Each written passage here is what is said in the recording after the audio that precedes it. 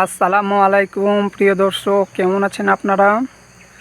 তো আজকে আমি যেটা দেখাতে চলেছি তোমাদেরকে সেটা হলো, আমি কিন্তু পাহাড়ের ওপরে আছি। হ্যাঁ, পাহাড়ের নিচে কতটা নিচে পাম গাছ দেখেন। আবার নিচ থেকে ওপরে আকাশ ছোঁয়া ছোঁয়া পাহাড়, মানে আকাশ ছোঁয়া ছোঁয়া পাহাড় ভাব বেরোচ্ছে পাহাড় দিয়ে। আর ওইগুলো সব পাম, মানে পাম গাছ, পাম ফল গাছ। আর ওই দেখতে পাচ্ছেন কি কি জানি, পাহাড় কুয়াশাতে তো দেখা যাচ্ছে না, পাহাড়ের মাথাতে একটা ঘর আছে। ওই ঘরগুলো হচ্ছে ওভার বাগানের যারা কাজ করে বা মালিকরা ওখানেই থাকে।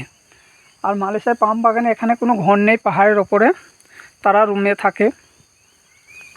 আর আকাশ ছোঁয়া পাহাড়, মনে হচ্ছে আকাশ ছুঁয়ে আছে এবং পাহাড়ের ওপর দিয়ে ভাব বার হয়েছে। আর আমি যে জায়গাটা দাঁড়িয়ে আছি প্রিয় দর্শক, দেখেন আপনারা, এগুলো কিন্তু সব পাম ফল গাছ। মালয়েশিয়ায় বেশিরভাগ অংশ সব পাম ফল গাছ। আপনি অন্য হয়তো কিছু কিছু ওভার বাগান পাবেন, তাছাড়া আর সেরকম কিছু পাবেন না। সব কিছুই পাম বাগান, মানে সব পাম বাগান। আর আমি কিচ্ছু না হলে 15-20 তলা বিল্ডিংয়ের মানে সমানে ওপরে আছি, উঁচুতে। এর থেকেও আর উঁচুতে আমরা কাজ করছিলাম।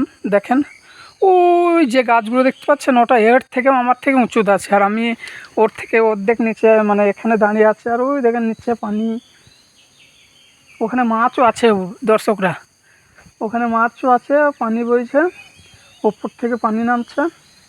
আশা করছি বন্ধু তোমরা সব বুঝতে পেরেছো। আর যারা নতুন আসবে একটু ভাবনা চিন্তা করে আসবে। আর পরিশ্রম যারা করতে পারবে তারাই আসবে।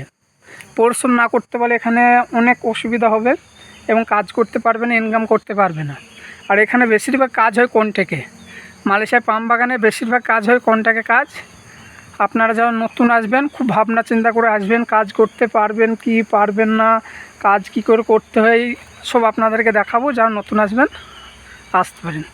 তো খোদা হাফেজ বন্ধুরা, ভালো থাকবেন।